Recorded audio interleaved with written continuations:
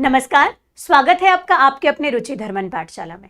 बच्चों, रुचि धर्मन पाठशाला के माध्यम से आज हम जो बात करने जा रहे हैं वो है पटवारी महाघोटाला। आखिर ये महाघोटाला है क्या? अगर मैं बात करूं इस पटवारी महाघोटाले की, तो आप में से किसी बच्चे ने कमेंट भी किया था कि मैम आपने इतने सारे वीडियो जो है एमपीपीएससी में जो बच्चे सेलेक्ट हुए उन पर बनाया, क्या आपका पढ़ाया हुआ एक सिंगल बच्चा भी पटवारी नहीं बना? बच्चा बना, ठीक है, लेकिन उनमें से जो ज्यादातर बच्चे आए वो मेरे पास दुखी होकर आए कि मैम हमारे नंबर इस मामले में दुखी कि रिजेक्ट हुए, ये नहीं, या सिलेक्शन नहीं हुआ, उस मामले में वो दुखी नहीं थे। वो दुखी इस बात से थे कि मैम मेरे 135 नंबर 136 नंबर है, 135 136, ठीक है, मेरा सिलेक्शन नहीं हुआ है, लेकिन मेरा रूममेट है या मेरे आसपास में या जो मेरे और जानने वाले बच्चे हैं उनमें से मैम जो है 80 नंबर आए हैं और 80 नंबर में सिलेक्शन हो गया है।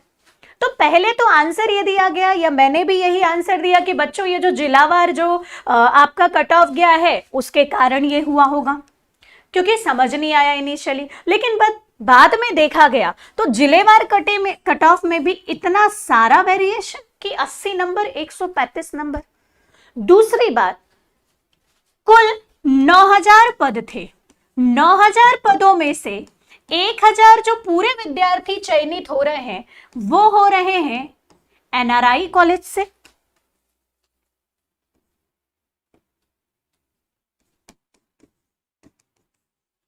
क्या बाकी के मध्य प्रदेश के बच्चे बिल्कुल धुर हैं दिमाग से क्या?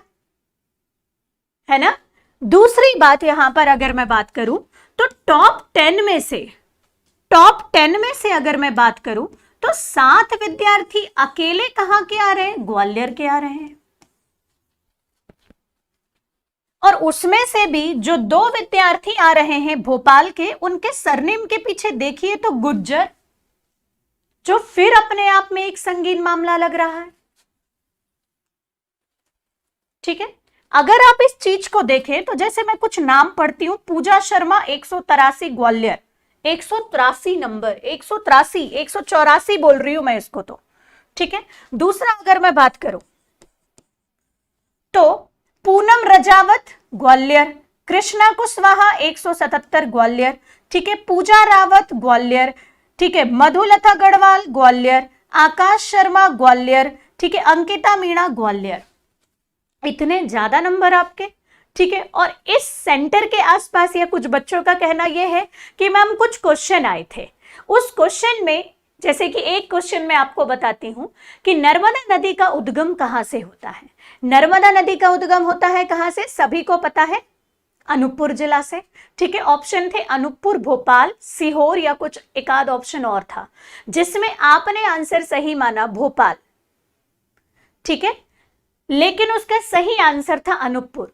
मजे की बात, जो सही आंसर अनूपपुर लगाने वाले बच्चे हैं वो बाहर हैं और जो भोपाल लगाने वाले बच्चे हैं वो अंदर हैं, ठीक है। आपने से आधे से ज्यादा तो खुद काट दिए थे कि ये भैया गलत प्रश्न है, उनको आपने डिलीट कर दिया, उसके बावजूद इतने ज्यादा नंबर, है ना। तो ये आखिर है क्या? ये घोटाला फिर क्यों दिख रहा है? समझ नहीं आ रहा। आप बोल रहे हैं कि हम इसकी शिकायत मिलने पर जांच करेंगे, ठीक है, हम शिकायत भी कर देंगे बच्चों के साथ में, आप जांच भी कर देंगे, लेकिन फिर क्या मामला निकलेगा? 2008 वाला मामला दोबारा आएगा क्या सामने?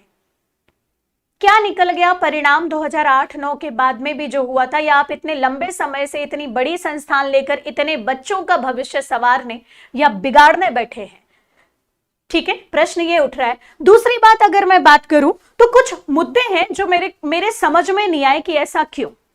एमपीपीएससी भी यहां पर पेपर करवाती है, एमपीपीएससी के भी जो सेंटर होते हैं वो मध्य प्रदेश के सभी जिलों में होते हैं, लेकिन जो बच्चा प्रायिकता भरता है उसी के अनुसार उसको वहीं पर जिला दिया जाता है और वहीं पर बिना बच्चे को परेशान करे वो एग्जाम लेता है। अभी जस्ट एग्जाम्पल ले रही हूं बच्चों, सिर्फ एग्जाम्पल, ठीक है। दूसरा, आपको ऐसे क्या जरूरत पड़ गई कि आप एक बच्चे को उठाकर सेंटर दे रहे हो भिंड, एक को रख रहे हो मुरैना, एक को रख रहे हो ग्वालियर, एक को रख रहे हो जबलपुर, जबकि बच्चा फॉर्म कहीं और से भर रहा है, प्रायोरिटी कुछ और रख रहा है और सेंटर चेंज। ये क्या जरूरत पड़ गई? क्या उस जिले में आपके पास इतने स्कूल नहीं है, इतने कॉलेजेस नहीं है कि आप उतने ही बच्चों का एग्जाम ले लें? हाँ, माना 13 लाख बच्चे हैं, 13 लाख बच्चों के आपको एग्जाम कंडक्ट कराना था, माना बड़ा डिजिट है, बड़ी संख्या है, लेकिन इस 13 लाख में देखिए भी तो आप बेरोजगार हैं ये 13 लाख जिन्होंने फॉर्म भरा है, एक सिंगल के पास भी जॉब नहीं है। आप 13 लाख लोगों के साथ खिलवाड़ कर रहे हो इस तरीके से, है ना। हम क्या आंसर दे उस बच्चे को जो हमको बोल रहा है मैम 135 नंबर लाने के बाद भी सिलेक्शन नहीं हुआ, क्या हमारे अंदर इतनी पात्रता नहीं है? जो बच्चा मेंस देकर बैठा है एमपीपीएससी मेंस, और वो बच्चा भी तैयारी कर रहा है, और करे भी क्यों ना, क्योंकि इधर से भी रिजल्ट नहीं मिल रहा है उसको, कहीं तो लटक जाए वो। आपके बच्चे तो तैयारी नहीं कर रहे हैं, आपके किसी भी उच्च व्यक्ति जो है, सब हम मध्यम वर्गीय बच्चे हैं जो तैयारी करते हैं, और हम ये छोटे छोटे पटवारी, कांस्टेबल, एसआई, और ये चाहते हैं कि ये नौकरियां हमको मिल जाए, है ना। आपका एक सिंगल बच्चा भी इस एग्जाम का फॉर्म नहीं भर रहा होगा, इसलिए आपको ये दर्द समझ नहीं आ रहा है शायद, ठीक है, कि क्या गुजर रही है उन बच्चों के ऊपर और उन माँ बाप के ऊपर। दूसरी बात, हाँ मुद्दा ऐसा है ही कि मेरे को खुद मतलब मैं पैनिक हो रही हूं। आप पूरे रिजल्ट को उठाकर देखिए, आप रिजल्ट को संशोधित करके दोबारा बना रहे हैं, आपको जरूरत क्या पड़ गई रिजल्ट को संशोधित करने की? ये फिर अपने आप में एक संगीन मामला है। पहला तो आपने सेंटर चेंज किया, दूसरा अगर मैं बात करूं यहां पर तो आपने हर के रिजल्ट में लिखा है क्वालिफाइड, है ना, जिसमें बच्चा फिर भ्रमित हो जाए कि भैया किस आधार पर 132 पर भी क्वालिफाइड, ठीक है, 120 पर भी क्वालिफाइड और 80 पर क्वालिफाइड देकर पोस्ट।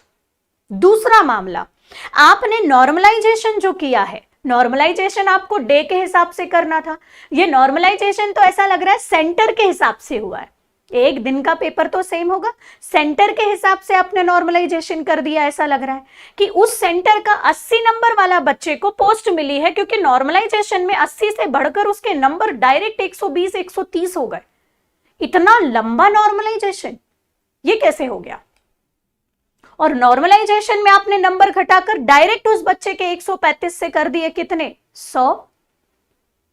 ये कैसे हो गया? और ऐसे 1 2 नहीं 4 नहीं है, मौका पड़ेगा, मैं उन बच्चों की मार्कशीट मंगवा रही हूं, हम उन पर बात करेंगे, ठीक है। दूसरा अगर मैं बात करूं तो 9000 में से पूरे 1000 बच्चे यहां के, ये भी अपने आप में एक संगीन मुद्दा है।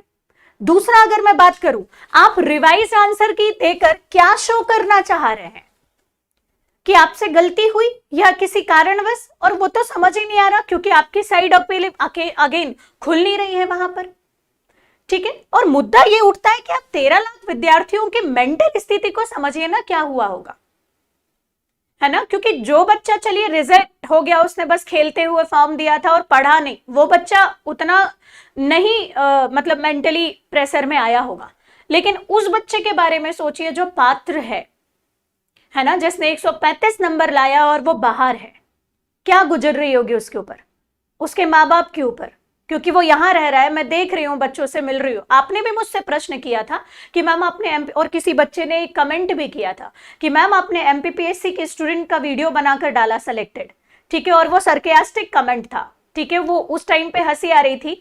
आपने क्या, आपके पढ़ाए हुए एक बच्चे भी पटवारी नहीं बने? बने बच्चों, मेरे पढ़ाए हुए बच्चे पटवारी बने, लेकिन उससे ज्यादा बच्चे ये थे कि मैम मेरे 135 120 नंबर है और मैं नहीं बना, है ना। और जो बच्चे बने वो ईमानदारी वाले थे रिजल्ट के।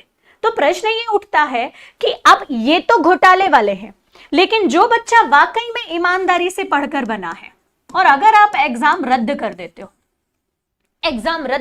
हो, तो उन बच्चों के ऊपर फिर क्या गुजरेगी, है ना। नो डाउट वो काबिल है, वो दोबारा अगर एक बार परीक्षा निकाल सकता है ईमानदारी से, तो वो दूसरी बार भी परीक्षा निकाल सकता है, इतना बिलीव है मुझे। दूसरी बार भी वो क्या कर सकता है, एग्जाम निकाल सकता है। लेकिन प्रश्न ये उठता है कि एक बार में जो उसने फीस दी है एग्जाम की, वो फीस कहां से आएगी उसकी। दूसरी बात अगर मैं बात करूं कि उसका टाइम कहां से लेकर आएंगे आप एज लिमिट बढ़ाकर उसके टाइम को क्या कर देंगे, कम तो कर देंगे कि चलो एक साथ तुमको और मौका दे दिया, लेकिन जो उसका 1 साल गया वो कहां से लाएंगे आप। दूसरी बात, 13 लाख विद्यार्थियों की फीस जो आई, आप क्या ये कर सकते हैं कि दोबारा एग्जाम अगर आप कंडक्ट कराते हैं, पहली बात तो आप पूरे एग्जाम को रद्द कर दीजिए, क्योंकि जो काबिल बच्चा है वो दोबारा सेलेक्ट हो जाएगा, है ना। दूसरी बात, जो 13 लाख बच्चों ने आपको फीस भरी और वो फिर से फॉर्म अगर भरता है, तो क्या आप उसकी फीस माफ करेंगे, क्योंकि वो फॉर्म भरेगा दोबारा। क्योंकि आपके लिए 100 रुपए, 200 रुपए, 300 रुपए बहुत छोटी बात है, लेकिन हम जैसे मध्यम वर्गीय परिवार के लिए 100 रुपए भी बहुत बड़ी बात है ना। तो आप क्या करेंगे, इस पे क्या लेंगे? इसके लिए हमने यहाँ पर नो डाउट बहुत सारे टीचर्स हैं जो सामने आए हैं, ठीक है, बड़े बड़े इंस्टीट्यूट या बड़े बड़े जो टीचर्स हैं, या जो अभी तो हम बिल्कुल ऑनलाइन आपके सामने नए आए हैं, हाँ, लेकिन ऑफलाइन में जिन बच्चों को जानती हूँ, ठीक है, तो वहां पर हमारे पास में जो बच्चे हैं, हमसे जो भी हेल्प होगी हम वो हेल्प आपको प्रदान करेंगे। दूसरी बात, जो भी टीचर्स यहाँ पर ये पहल को आगे बढ़ा रहे हैं या बच्चों के हित में कार्य कर रहे हैं, अगर ये घोटाला पाया जाता है तो रुचि धर्मन पाठशाला पूरा परिवार आपके साथ में है। धन्यवाद।